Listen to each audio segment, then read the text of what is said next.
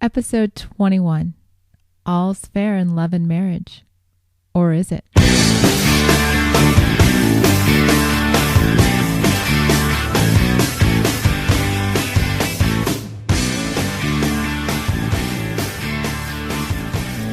Welcome back to One Extraordinary Marriage, where we talk about life, love, and the pursuit of intimacy.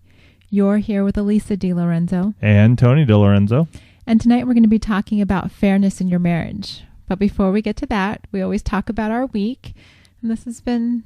It's been a good week. It's been a good week. We've had a lot of visits, unexpected visits, per se. You know, old friends and...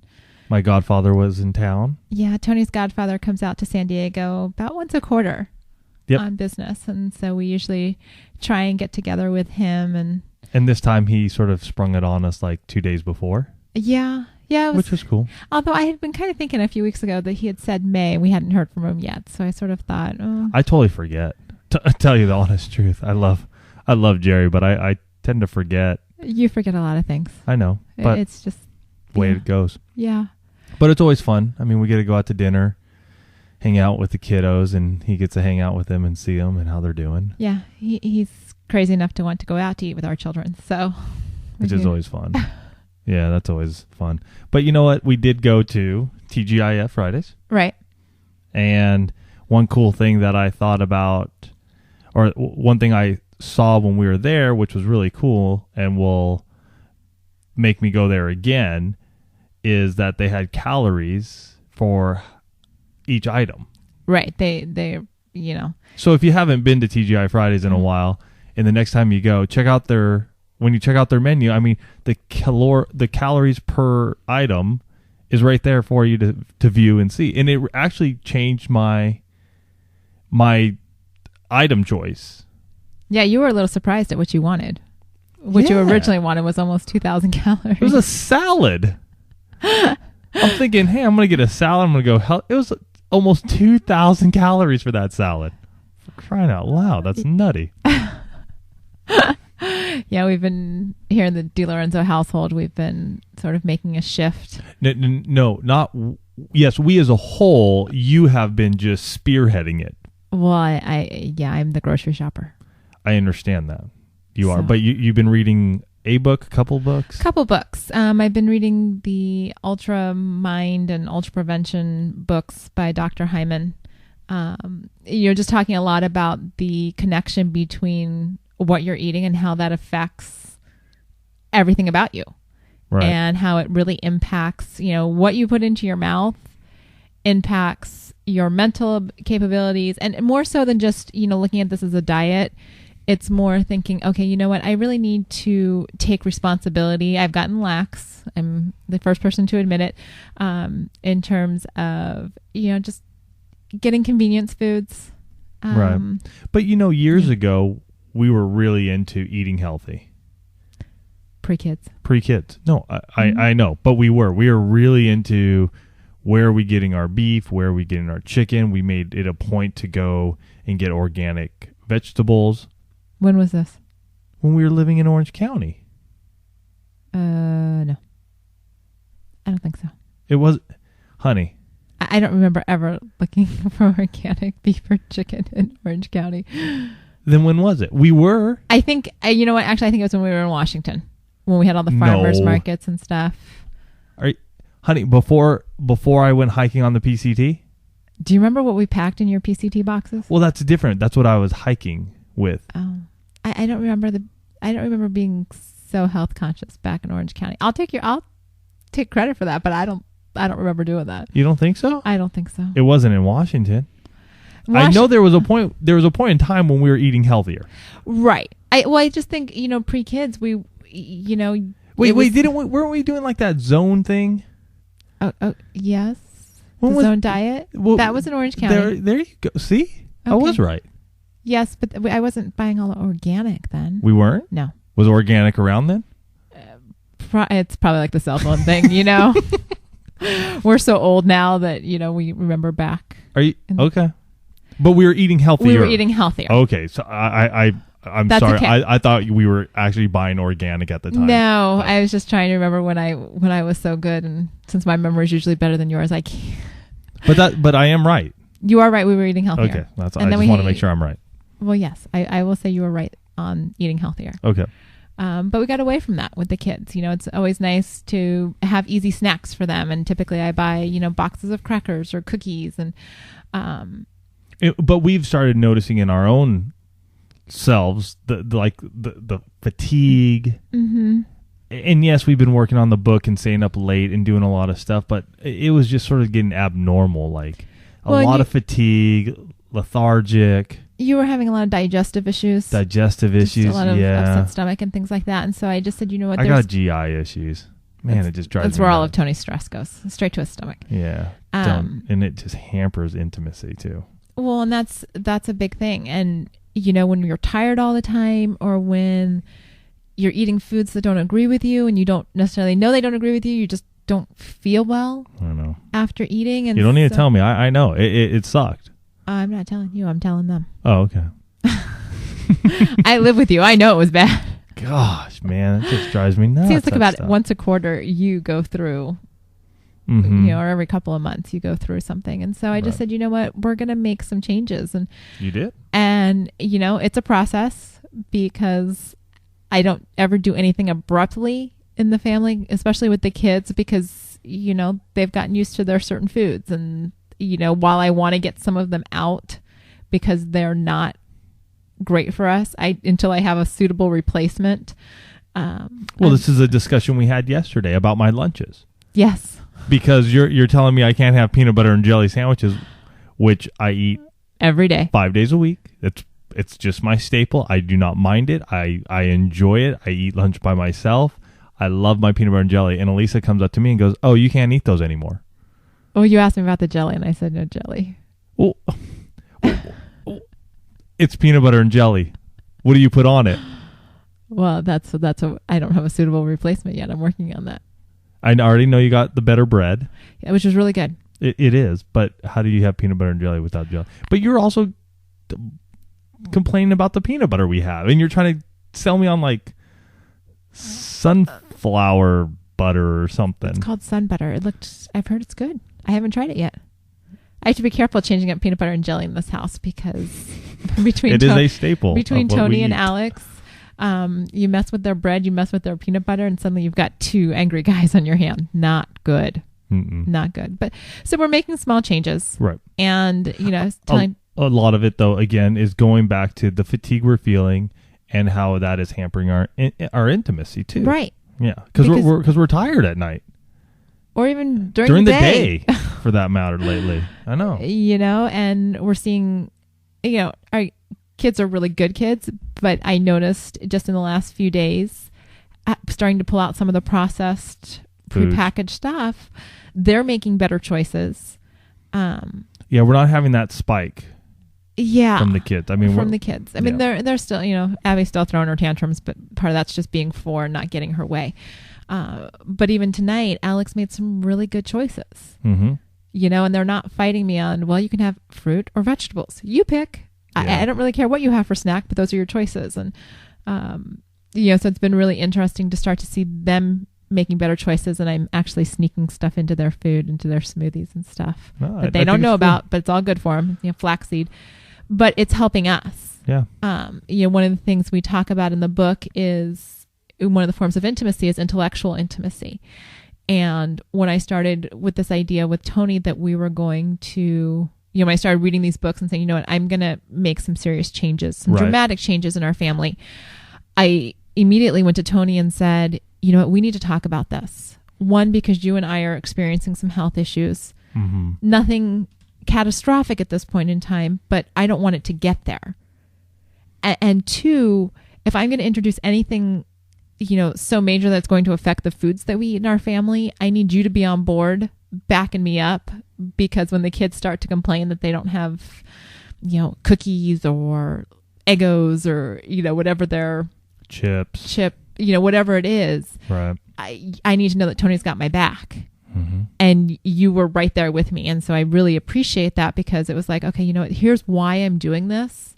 And you listened to my reasons, you understood them, and were able to get behind me to say, all right, let's try it. I mean, what's the worst that's going to happen? Yeah, I think my biggest not fear, but my biggest apprehension is cost. Because whenever we go down this road of you're looking at organic, going to farmers markets, buying, this healthier, which is better for us, all of a sudden it hits the budget too, as we've seen in the past. And that's been you're trying to buy organic meat. Well, to buy,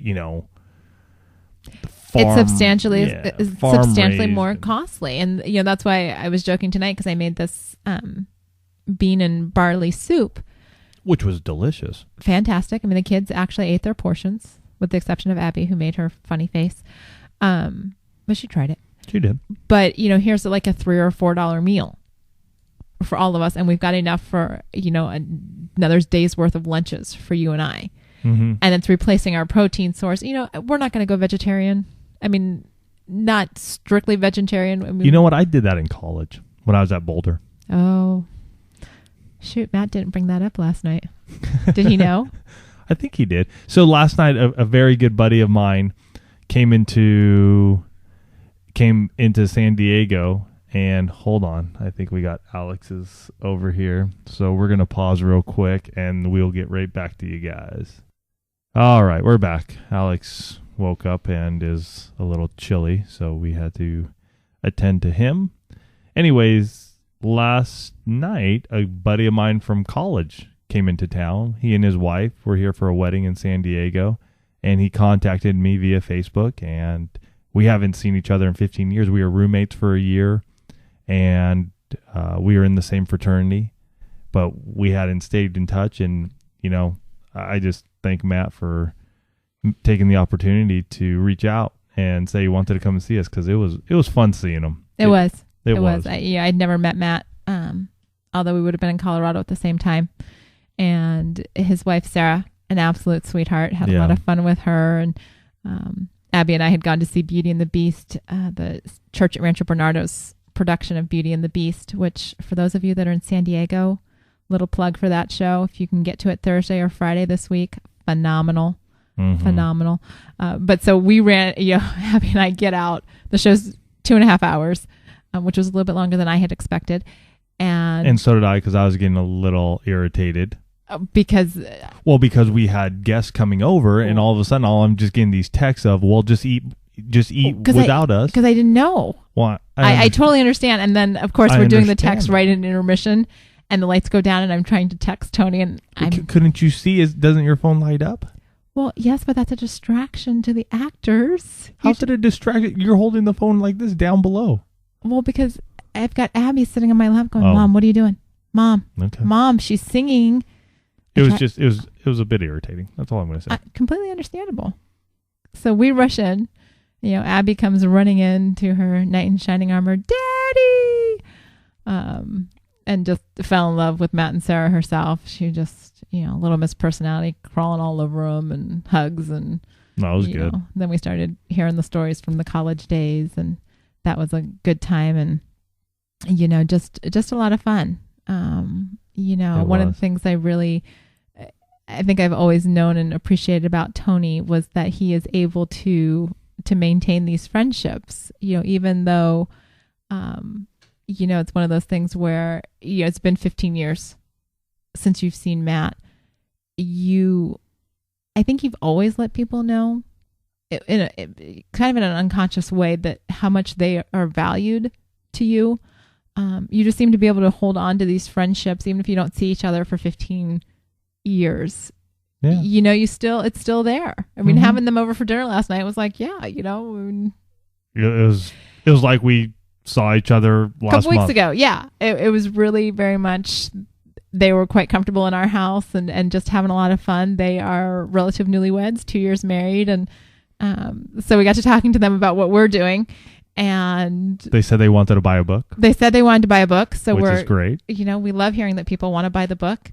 But it's fun to see and talk to newlyweds and share what we're doing. And, it kind of moves us into what we're talking about tonight.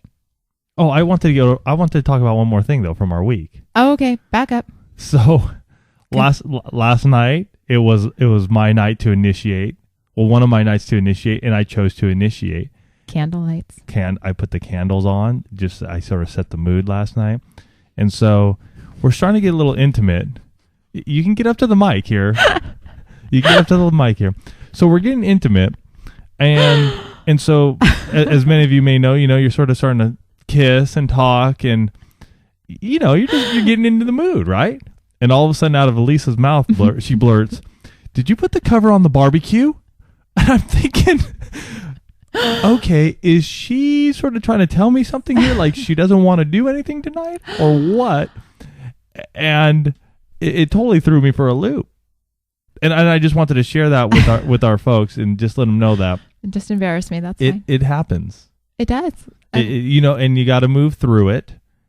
And sometimes there's something more to it. In this case, there wasn't anything more. Elise and I just sort of talked about, my thing was, really? You're asking if the cover is on the barbecue? You threw me off when we closed the. Wait, did I close the window? Who closed the window? I think I did. Okay, and so that triggered a connection to the outside, and I remember that you barbecued. How does that trigger a connection? I don't know. Me shutting the window and connecting to think that is a barbecue cover on. It just happened. It was like that's where my mind went. I mean, we're in bed, about to have fun, and you're thinking about barbecue covers. It just okay. Can I bring up a memory? Now that we're going back to last night, can I bring up a memory thing about you? Okay, this was pretty funny. So we're having a conversation with Matt and Sarah, and somehow we get to talking about traffic violations, red lights and running red lights and things like that.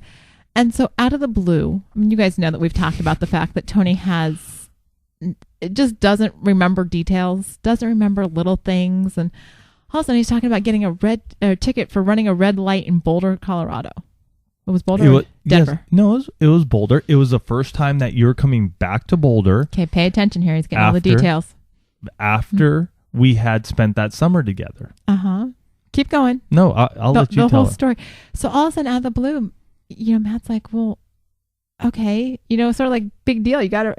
Tony's like, "Oh, but no, I was going to the store to buy condoms," and I'm thinking, "Wait a minute, this has been okay." So now you just 15 years. Now you just opened a whole nother can of worms. Premarital sex. That's true. Oh boy, baby. Oh boy. What are you gonna do now? So you just blew apart our whole podcast. Well, so are we changing our podcast? No, we'll come back to premarital sex because that's a big one. Okay, yeah, that's one that we've actually got to talk about before we. Anyhow, The point of that story was that Tony remembered details that he never remembers. I don't know why. Well, apparently it was quite. Apparently you were coming back into town. We were going to have sex. Apparently, fantastic. Yes. So let's talk about fairness. Now that. Oh, actually, before we do that, I know we had so much this week. What? Before that, we actually got a phone call. Yes. We had a message this week. Somebody called in.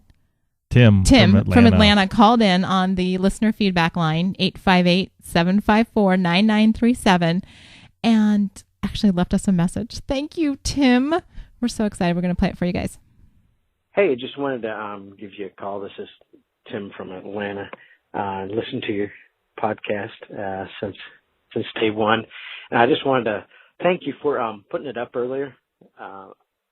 All too often, the reason I never have called or emailed or anything else like that was because I typically listen to it on my way to work or on my way home from work, sometimes when I'm running and stuff like that. And when it would come out late in the week, I would generally not get to it till first of the next week. And so by that time I figured, well, it's, everybody else has already called and left messages and everything else, and just felt kind of late. But now that it's Tuesday, here's Wednesday morning, I was able to listen to most of it on my way to work already, and I feel like I'm more in the loop now. So really wanted to say I appreciate that. And you guys are doing a great job, and really appreciate all you're doing. Thanks again. Take care. Tim, thanks so much for calling in. And we actually, Tony even got an email comment this week as well. That's one of those things that we tell you guys every week. If you want to email us directly, it's askalisa@oneextraordinarymarriage.com or Ask Tony at oneextraordinarymarriage.com. it's a way that, if you've got something on your mind, and don't necessarily want to post it to Facebook or want to post it up on the website, we love hearing you directly. Anonymity is one of those things that we have no problem providing. If you want to go that route, obviously, if you put it up on our Facebook page, it's there for everybody to see. And the same thing with the comments on the website. But if there's something that you want to share with us, we appreciate having you reach us in any of those different forms. And Tony's got that email. Yep. And this comes from John. And John says, thank you for being so open, transparent, and down to earth in your discussions about marriage from a Christian perspective, for not cleaning it up and making a Sunday school lesson out of talking about the real issues that we live through in marriage. I thought that was cool. And he went on to talk about how he found us through Generous Husband blog and downloaded all of our podcasts and was on a 10-hour drive home from business and listened to them all and loved them. Wow, that's a lot of time listening to us. That's great. That's awesome. Thank you, John. I'm thinking about all the road trips my parents take, going, oh, goodness. That's really cool. No, we appreciate you doing that, John, and it sounds like they're very beneficial to you. And that's, the point that John brings up in that email about being transparent. And, we are just an everyday couple who want to share the ups and downs and what we've learned about this crazy thing called marriage, and continue to learn to this day. We were talking about this dinner last night after Matt and Sarah left, and just about how even after Tony and I have been together almost 16 years now. Mm-hmm. Actually, we're about a month shy of 16 years, and we're still learning new stuff about each other. You never stop learning about your spouse and about what makes them tick and what makes them feel loved and what you can do to serve them. And, negotiating the ups and downs of your marriage and negotiating, responsibilities and who does what. And Tony had a Twitter comment this week that served as the basis. I know it's taken us a little while to get there, but it's the basis for this week's podcast. We both have Twitter accounts. Tony is One on Fire, and I'm Elisa DiLorenzo. And I'm more active. Tony is definitely more active on Twitter. I'm kind of the Facebook junkie. I can admit that. My name is Elisa. Personal use. I spend a lot of time on Facebook. Yeah. Yes. But that's not what we're talking about tonight. We're not talking about Facebook. We're talking about the question Chief Exec Mom posed to... So to find her, you go to @ChiefExecMom on Twitter. On Twitter. And she posed the question, have you guys discussed what fair means in marriage? Especially if you have kids. Or is fair even fair in marriage? And we started talking about this, and it was interesting. And well, what was your first response? My first response is that no. And mine is yes. That by its very nature, especially once you have kids, that you both have responsibilities, but it's never, if you use the word fair as meaning equitable, then I don't think so. Tony's got this stare on his face like, yeah, I don't agree with you. I think as in a marriage, fair is fair. There are certain things that you do that may constitute 80% of your time. And there are things that I do that constitute 80% of my time in the marriage. And that's being fair within our marriage. I guess equitable. What do you mean equitable? Monetarily or time-wise? I think you could look at either. I mean, I think you work disproportionately more than I do in a monetary sense, whereas I spend more time, with the kids and doing the household stuff. Right, but in our marriage, we have determined and decided that we wanted you staying home with the kids. So for me to go out and work is fair under the guidance of what we've given ourselves. I don't look at it as going, oh, this isn't fair because Elisa stays home all day and hangs out with the kids and eats bonbons like my mom thinks you do. You're such a liar. You're the one that does the bonbon jokes, not your mother. No, my mom does them. And in jest. so, but that's what I'm saying. When I look at it, I go, okay, is that fair? Yes, because that's what we agreed upon. If we try to look at this as under time or money, it'll never be fair. Something is going to give, right? I mean, you spend more time with the kids than I do, so that's not fair. Well, I spend more time working to make money for the family than you do. So you can't live your marriage on, is it fair? Well, I think, I think you're right. You don't spend every day going, is this fair? Although I did.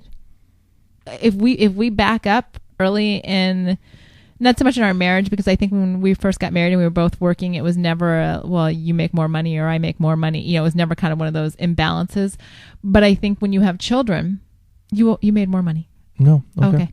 I think when you have children and those responsibilities and those pulls on your time and your resources, financially, emotionally, I know early on in our parenthood, I was very much like, well, I'm doing all of this and you're, I got snooty about it. I was downright cranky. I don't think we handle those issues very well when the kids were first born. Right. And I think that's something a lot of couples struggle with because, life isn't fair. I mean, I tell this to our children all the time. Life is not fair. There's always going to be somebody that has more, does more, gets more, less. Or has less, vice versa. Mm-hmm. There's always, by its very nature, I don't think life is fair. It's how you view that and how you handle those circumstances. True. Early in our parenting, in our married parenting years.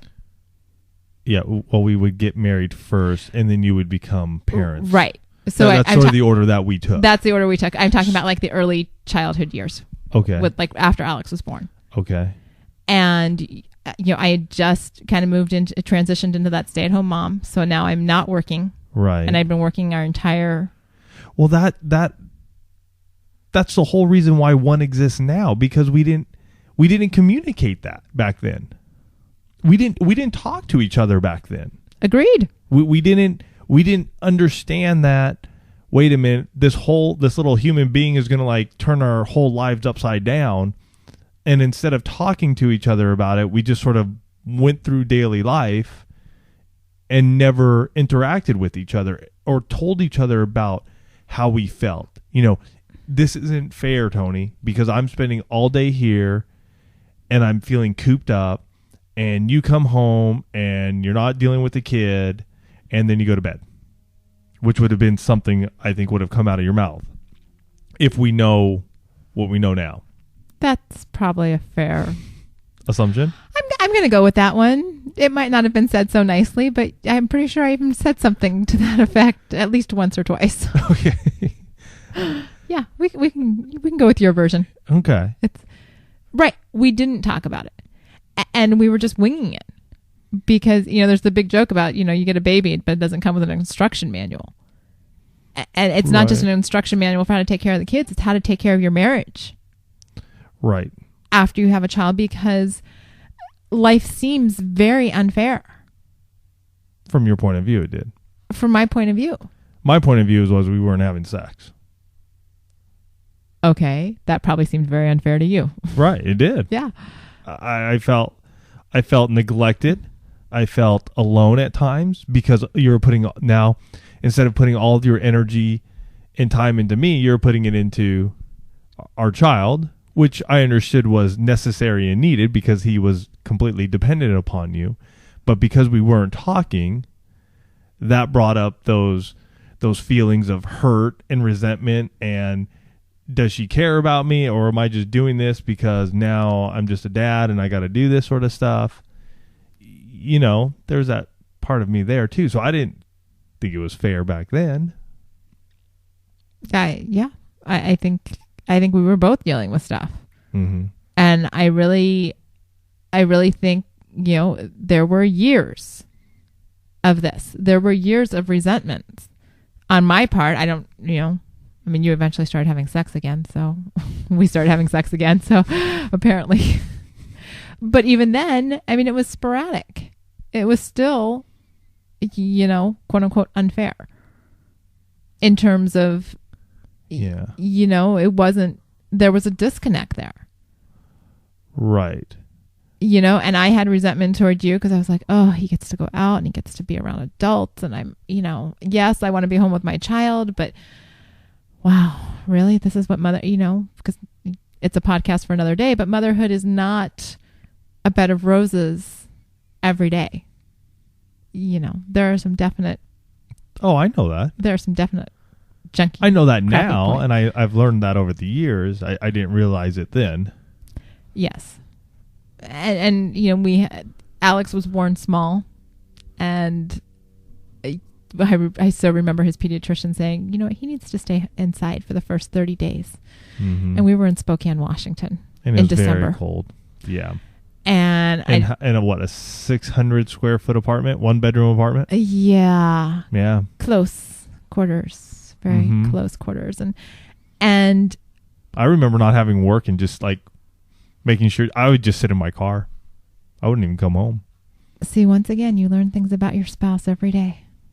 I've heard that at various times in our marriage that, you know, when we've been in a season with Tony being mobile, he can be out. And I don't necessarily know that he's not working on a job. He's just not home. And it's not that I'm doing something I'm not supposed to be doing. It's just that I'll just sit in my car and read a magazine. Nowadays, I don't. Not anymore. That was back then. Really? Not at all? Mm-mm.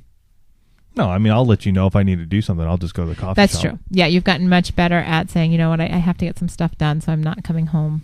No, I have. Yeah. I love being home now. Really? Yeah. Is this from the same guy that like 2 hours ago was snippy because his daughter was bouncing all over him? That's complete. Come on, get out of here. Oh, the truth comes out. Whatever, get out of here. The truth comes out. But fairness, you know, it's a matter of perception. It's a matter of communication. I mean, there are still times now when I can tell if our communication is not good, that I start to feel like, well, he's either doing this or he's not doing this. Those are some variation of those two comments goes through my head if we're experiencing a disconnect. And I think that's where the issue of fairness comes in. Obviously, you know, I've said it, marriage is not fair. I mean, people do different, we're suited for different things. But if you put it on the continuum of it's always about time or money, which I think most people will do. Well, it's not fair because you make XYZ and I make nothing. Or it's not fair because I spend 15 hours with the kids and you spend 5. If you always constantly are putting it on the continuum of time and money, it's not going to be fair.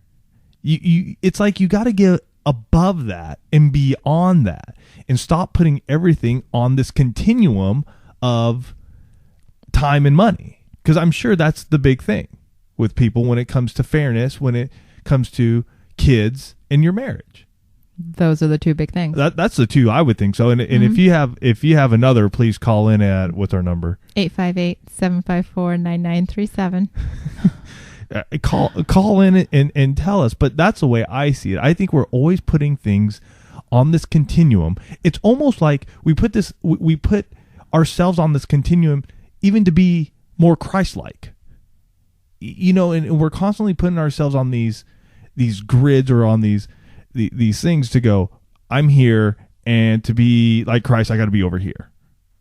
And same with fairness in a marriage. It's, well, I'm over here and my spouse is over here, and that's not fair. I think you got to get above and beyond that. And it comes back to what we talked a long time ago, not a long time ago, but like some podcasts ago about just serving your spouse.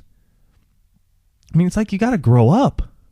You got to stop holding all these little, tit for tat type stuff going on in your marriage. It's like, I'm laughing because my husband just told me to grow up. I did. I'm not going to spend a bunch of my time going and thinking, is that fair?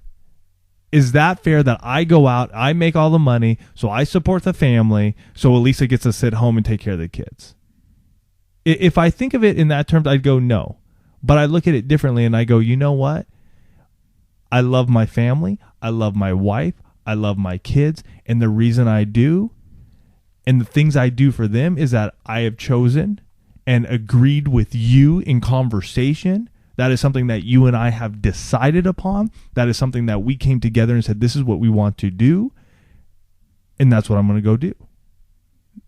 And it's taken me years to get to this point. It's not like it just happened overnight, but it's just, that's what I have to do.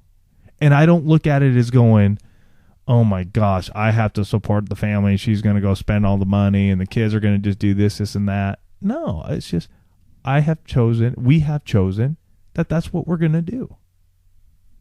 Live with it. That's what we have agreed upon. And so I don't look at it as being fair or not fair. Okay. I heard you. I from my standpoint. Yes, and it has to come from your standpoint because I'm talking to you. Right.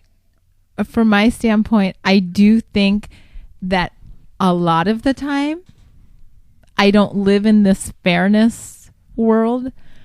But what I'm trying to say is that when there's a lack of communication, when there are issues within our marriage, mm-hmm. that's when the fairness. Give me the most recent example. Oh. I mean, fairness also could be with sex too. Yeah, but we seem to be.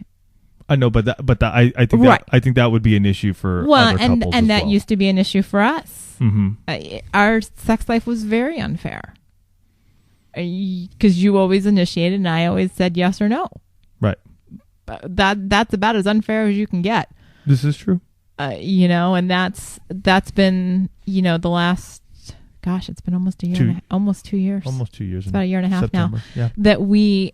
That we took dramatic steps to change that component of. I guess that's the thing, though, too. I mean, I guess there are different components within the marriage where you're looking at fair and unfair, because sex would be a big one. Sex is a huge one. Yeah. I haven't thought about it up to this point. So, there are a lot of couples where there's a lot of inequality, a lot of power struggles mm-hmm. over control over their sex life. Mm-hmm. And so there are probably a lot of couples listening to this going, oh, my sex life is horribly unfair. Mm-hmm. But what I'm saying is, overall, I'm trying to think of, you put me on the spot here. I'm trying to think of the last one. I can't think of anything. But what I'm trying to say is when we're keeping the lines of communication open, when we're having the conversations that we need to have, I live in this world where I'm like, oh, I don't think about, okay, well, Tony's off to work and I've got to make dinner. And it doesn't register that my life, I don't feel like life is unfair. I feel like we're doing what we need to do to make our family work. Right. When we're fatigued, we were talking about fatigue earlier and not feeling well and things like that. And we start to experience a disconnect, or there's something, going on with me in work or you in work, and, those little things, or the kids mm-hmm. start to, when we have those times when, it's like a full moon and they just get all wound up and, mm-hmm. Just are requiring a lot more energy. And so we don't have the energy for our relationship. And I start to feel like there's a disconnect there. And sometimes I think that instead of verbalizing it and saying, what, I just kind of feel like I'm disjointed from you, that I start to do well, why do I have to do this? And so I lose that whole mindset of serving and of just pulling my weight in the marriage and start to go, I don't want to. Why can't Tony do this? And so while it's not something that is a daily struggle. I see now, and it used to be early in our child rearing years. I think I lived in that world of unfairness. Okay. But as we've worked on our relationship, as we've worked on our communication and made that, I mean, we talk 5-6 times a day. We make it a point. Yes. We're very fortunate that we have the ability to talk throughout the day. And so, something comes up and I'm calling you with a funny story, or I'm calling you with hey, we've got this situation. And so we're, the communication's there. What's going on. Right. I don't have the sense of disjointedness that's pervasive, that makes me say, oh, I'm kind of cranky about him. Right. So it's been a maturity thing for us. And the reason why I answered this question that, marriage is not fair is because there are times when I feel that way. I mean, even today, not today specifically, but even as far as we've come in our marriage, there are still days when I just might be in a bad mood, hormonally or otherwise. Something has happened and it's caused me to be like, and it's easy because you are here. You are a part of this marriage. You kind of take it out on the ones you love. And so you're like target number one on those days. Mm-hmm. And that's, so it's not an all the time life is unfair. But when there's something going on with me, or if there's something going on in our relationship, it's kind of the scapegoat. Got it. To say, this isn't fair. He's, he's going out on another Saturday morning bike ride. Well, Tony goes out on Saturday morning bike rides every week. That's not... It's not something new. It's not something new. Part of our family. It's the way we roll here. But, I know. Okay, example. So we're talking about my birthday. My birthday's coming up. My birthday also happens to be Father's Day this year, so it's June 20th. And, it's the whole idea of we've got the marriage retreat the week before. Right. And so you're like, well, we'll just celebrate your birthday at the marriage retreat. And I love birthdays. Love them. I understand that. Love it. But it's Father's Day. Precisely my point. See, there you go. It's only Father's Day. It only falls on my birthday like every 6 or 7 years. That's fantastic. I haven't said you can't have Father's Day.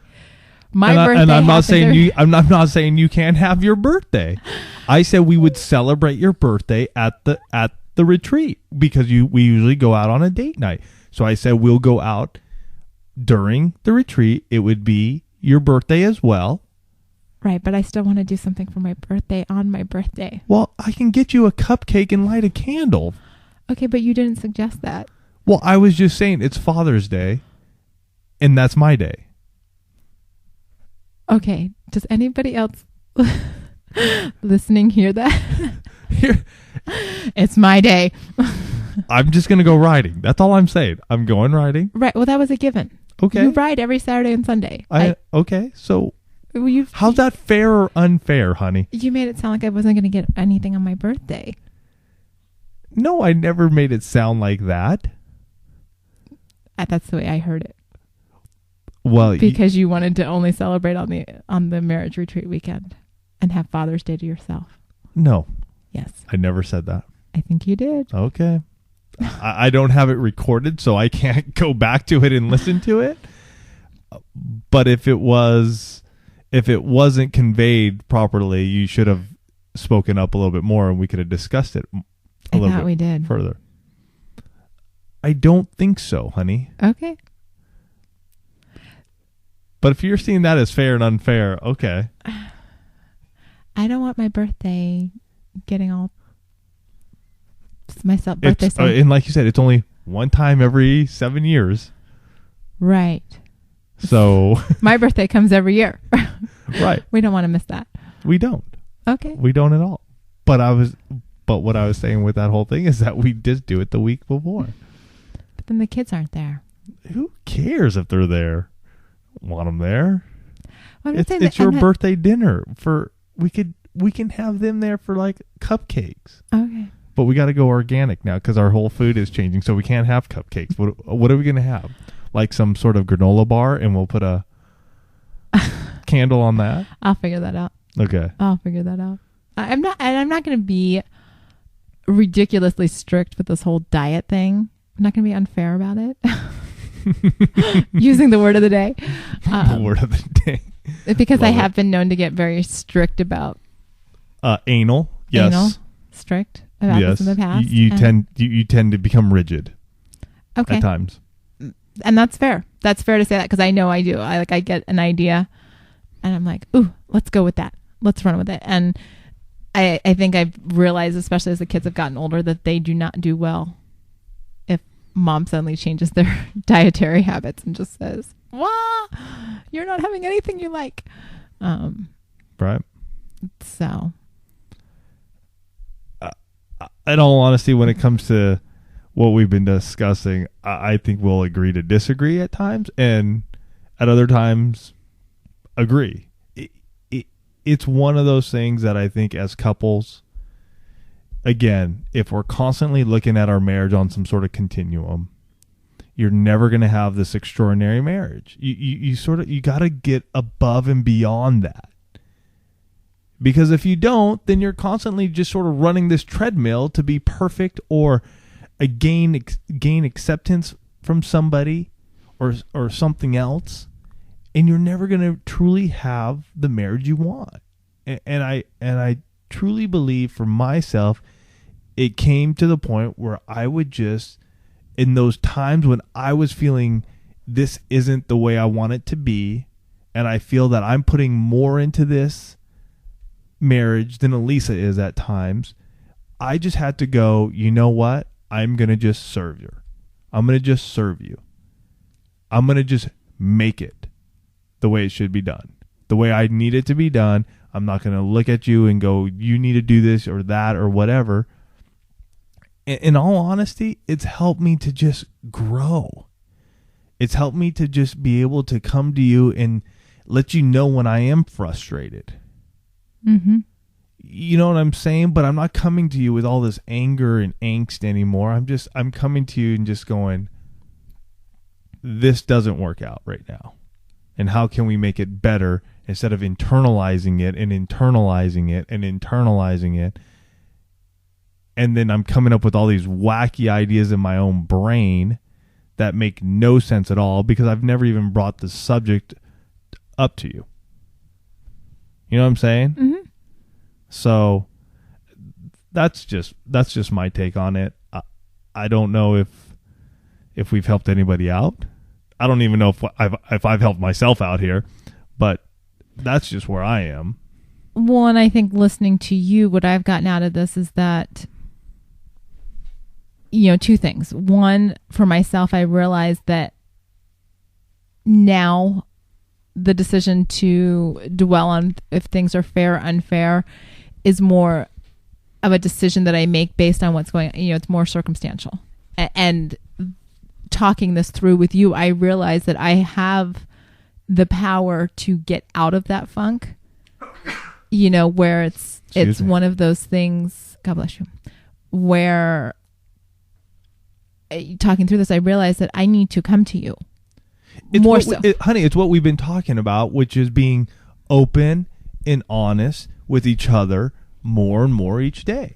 Right. And that's what we've been working. I mean, we haven't had, with the exception of my birthday, which as much as I love birthday, it's not, that was the most recent example, but that's not a I understand. But what I'm saying, I understand right, that. But what I'm saying is in all of in everything we do, we need to be more. So, and I know we're not perfect. I know there are still times when I hold things back that I should be telling you. And that's what we've been working on. I mean, that's totally. And it's a total. We talk about this in the book. We talk about this on the air with you guys.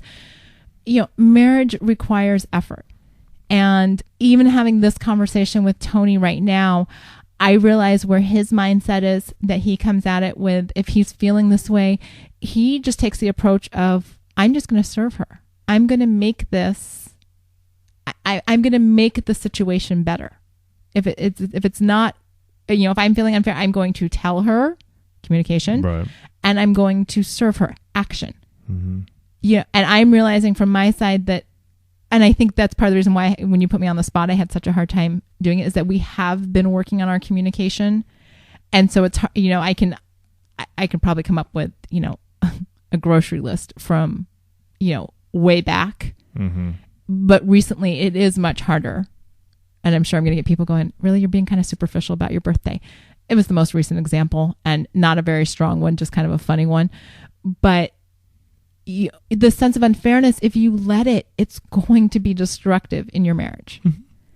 And while we all have those moments where it's like, oh, that doesn't feel, we can have a moment.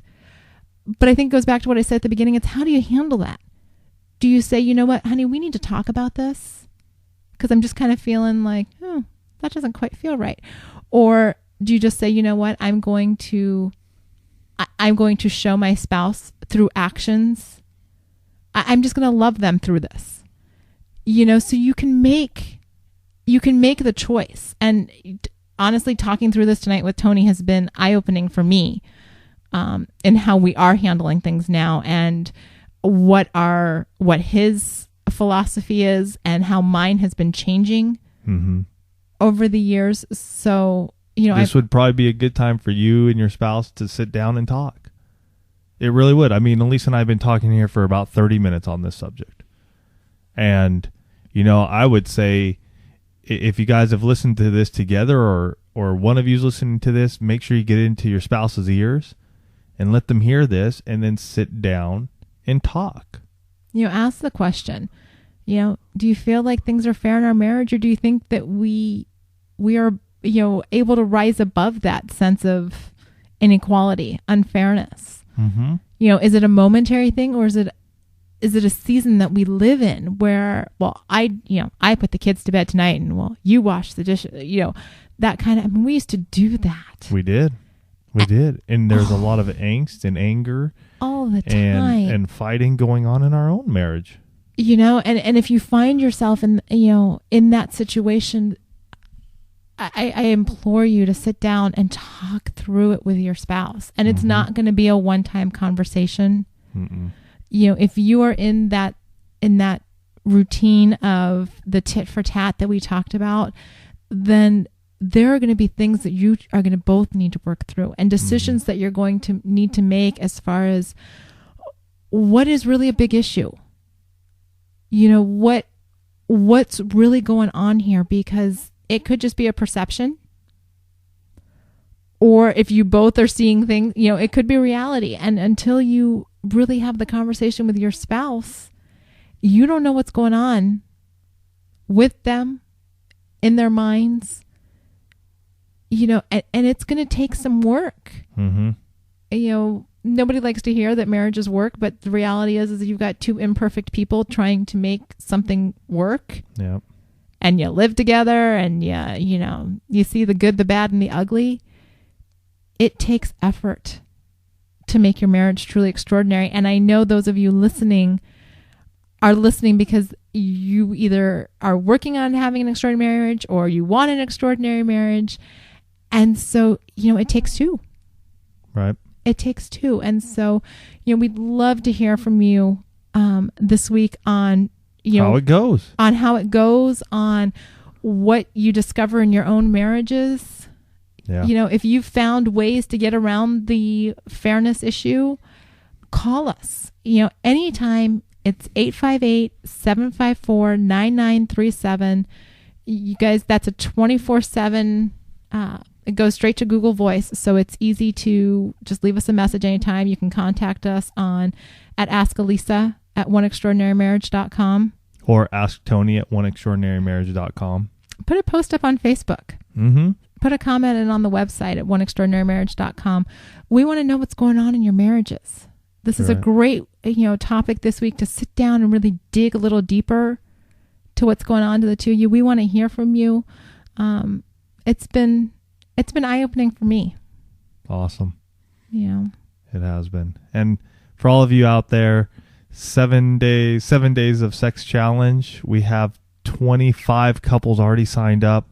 If you're thinking about this, get on the website, check it out, see who's joining us. It's going to be from June 6th to June 12th, 2010. We hope you join us. And you guys, we thank you for tonight. It's been a little haphazard, maybe a little bit out there. But you know what? This is life. This is marriage. This is what it is. And so we hope that this week you guys sit down, you take the opportunity to speak and talk to each other, work some of these things out so that you can have an extraordinary marriage. So you guys have a fantastic week, and we love you guys.